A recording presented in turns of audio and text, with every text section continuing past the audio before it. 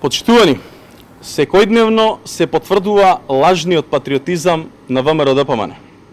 Изјавата на пратеничката Нола Исмаиловска дека услов за да биде на пратеничката листа било да поддржи промена на името.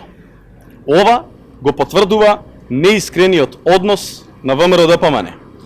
Изјавата на пратеничката Даниела Рангелова дека и било кажано дека може да гласа на референдумот, за потоа да биде етикетирана како предавничка, е доказ за антидржавното однесување на ВМРО ДПМН. Ваквите изјави на пратеничките од редовите на ВМРО ДПМН го потврдува лицемерието и лажниот патриотизам на Христијан Мицкоски.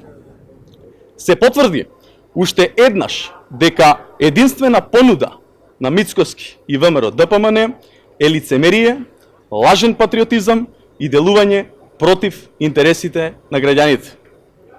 Тоа е истата стара матрица на Груевски.